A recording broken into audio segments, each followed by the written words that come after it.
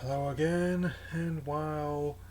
Okay, so I just got back from X-Men Apocalypse a little bit ago, and I personally enjoyed it. I mean, it may not have been as good as the future past ones a couple years ago, but it's definitely a satisfying sequel in the long-running superhero franchise that has been 16 years since the first one came out. I still want to do my retrospective of the other ones I've not even reviewed yet, so probably gonna once again be bumping that to when close to when the DVD comes out. I had done my Batman Superman movie marathon.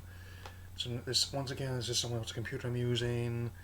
I'm gonna do this recap, and you can see more of my posters. So here's another angle there, but anyway, let's get officially started because in the ancient times there was a being known as Unsolpreneur who was imbued with godlike powers, but then was sealed deep beneath the earth.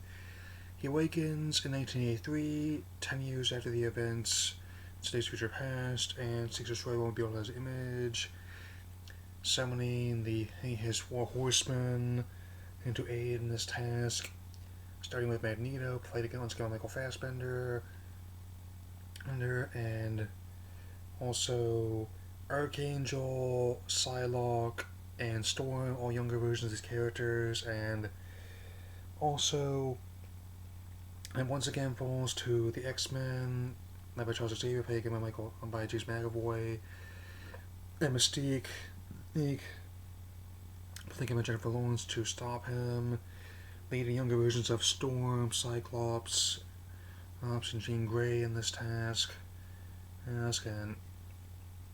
and it definitely is one of the most entertaining ways to spend 143 minutes of some time. That's given all these spectacular scenes. I'm really hoping that they can definitely keep it delivering this level of quality, even if the episode may be polarizing compared to some of the other X-Men movies, especially Days of Future Past. But I personally found that the period designs, the 80s setting was really good, given how much they spent over the $178 million on it. Since the clothing, the hairstyles, technology, there's a little scene where her, her Jean, Jubilee, Nightcrawler, and Cyclops goes to Return of the Jedi. Even has a little nice debate about the quality of sequels sometimes, which I found highly amusing. Given and this movie as well got a bit meta there, and I kind of like how each superhero franchise from DC, Marvel Cinematic Universe, as well as now Fox movies, and also stuff like Ninja Turtles and Power Rangers have their own identities in superhero films as well. That each one has their own unique look and feel to them. Especially given how long this franchise has been running around. And I definitely think that Oscar Isaac's gave a very good performance, being total opposite character type. He plays Poe Dameron in Star Wars Episode 7, Force Awakens, and the set pieces, especially the whole Fire Island Cairo, look absolutely incredible, to be honest. And the music's also really good in this movie that considering John Ottman's score, we got use of the new wave and also the punk rock pop of the time, and also Angel's meeting with Apocalypse has him playing his Metallica song. I just listened to him when I was writing this, my school paper and sharing it on my Google Plus page. Feel free to tell me what you thought of the movie here, and as per usual, I'm not gonna spoil anything too major. If you're curious, by all means, go see the movie. It's already breaking records as we speak. Already outpacing News of Japan's Memorial Day weekend record from a couple years ago. That's even after all these Marvel and movies in the Dark Knight trilogy, it still proves that it's easily they definitely owe a debt to this whole thing. Since I recently saw The Usual Suspects, and Ryan Singer was definitely the right person who's going to be directing these kind of movies. Since he's a big fan of the mythos and what can't be destroyed with superhero movies were the infamous Batman and Robin. These ones grit and realism rebuilt. Given how the comics have had a long history of allegorizing social issues, as well as dealing with topics like racism, sexism, and some cases ableism as well. Oh, and I can definitely agree here that they definitely still are relevant in this time period. And it's clear that the movie franchise on its way to becoming every bit as as engaging and also as convoluted as the comics they're based on, given how this is the last one of the prime timeline films, but they're gonna make one of the first class timelines since, including the next one, which will be set in the 90s, kind of like that cartoon I used to watch all the time. And I'm just okay with that, and that probably means Jubilee's gonna be giving a bigger part. Next one. And Singer's not going to be directing it because he's going to be making 20,000 Days of the Sea, so hoping. That's just one of the few remakes I have hope for, and given how a lot of other ones I'm less enthusiastic about, I'll get more with at the moment. I think Matthew Vaughn will probably do it again, or James Mangold, given how well they did their films with The Wolverine First Class, and Kingsbury's script's really clever in this sense.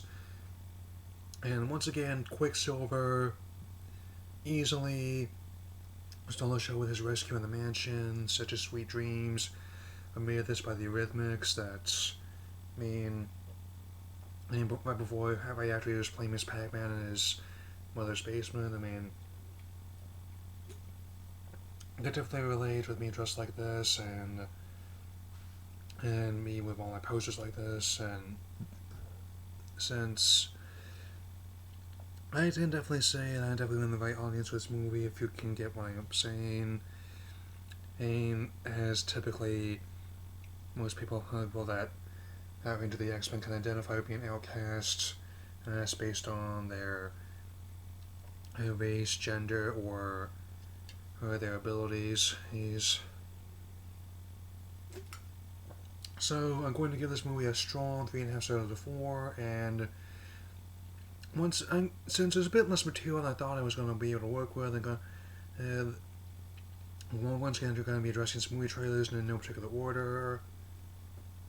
I'm just going to get the ones I don't want to see out of the way first. Angry Birds don't care since starting hemorrhaging against X-Men. Don't like the games. Don't like Jason Sudeikis as an actor, and Independence Day Resurgence doesn't look all that great. The first one, I like how fun it was. It's like how most Roland Emmerich's one, since they're written a lot like B movies, but they produce a lot like blockbusters. And I don't really like the way they're trying to make this one a lot darker. Since it just seems like they're trying way too hard to stay relevant now. And now that I've got those two out of the way, I'm gonna talk about stuff I am interested in. Like, I've already spoken what I feel about Ghostbusters reboot with female cast concept, but the second trailer that I saw during this one was the one that's also on the YouTube channel. People are not getting business hostile towards this one, even though the last one was like the most disliked trailer ever, kind of like that Book of Back Friday video I saw a few years back. And as for James' stance on this, I look up to him quite a bit, and even though I disagree with his opinion, I still respect it. Like a lot of people just make a mountain out of a molehill. He just doesn't want to see the movie. It's enough said. And on that note, there was a lot of laughter going on in that trailer when I saw it. This movie, but yeah, it should be a lot of fun. I didn't even hate Ghostbusters 2 when I was younger. Since it had the Statue of Liberty as a mecha played with a Nintendo controller. How could I say no to that? I can only imagine how this one's going to be remembered in another 30 so years. I don't even know where I'll be then. And also, so Star Trek Beyond, the new trailer, which I like the first one, which says Beastie Boys Sabotage, favorite track by them. But this one definitely looks a lot more dramatic, and also Simon Pegg is definitely a big fan of the franchise. This guy's one of my favorite parts of the alternate reality film. I still want to get ready. I want to do something similar to Inner Darkness. I saw it but didn't get a chance to review it then, so I want to look at all 4 TNG films and both the alternate reality films done so far to get ready. So I'll be able to do the first 6 original movies. I'll be watching those again on Netflix in a little while. And also, oh, I definitely can say that this new cast has earned their stripes, as well as the fact that even though Leonard Nimoy is gone, I can feel all that vibe in there because a lot to live up to, and Crawl, the main villain played Idris Elba, looks really cool too. Since I'm really gonna enjoy him. And Finding Dory, I can see if I can talk my dad has seen that when I go see him, which I'm going to be doing in California in June. So I'm gonna be taking a couple weeks. He excited to go see him. Also get my computer fixed as well. And don't worry, I'll still be around. Possibly seeing that film Warcraft if I can convince him about it. And also, I know the 850th episode is getting close, and I have the one before that and the 850th episodes are planned out. I just have to see what they are. The results may surprise you. I guess that's all I can say. And Finding Dory definitely looks like a lot of fun, and also looks really emotional, much like the first one was, because I can say that the opening scene of the Nemo definitely did for Pixar what Bambi did for Disney, and that anyone who's lost a parent, someone they loved, can definitely relate to that. Well, that's all for now. Feel free to leave me some comments in the box below on my Google Plus page. And also looking forward to Ninja Turtles next week. Since the first one I thought was a lot of fun, and I imagine this won't be everybody as enjoyably silly as the first couple ones from when I was growing up in the 90s. So, see you, Space Cowboy.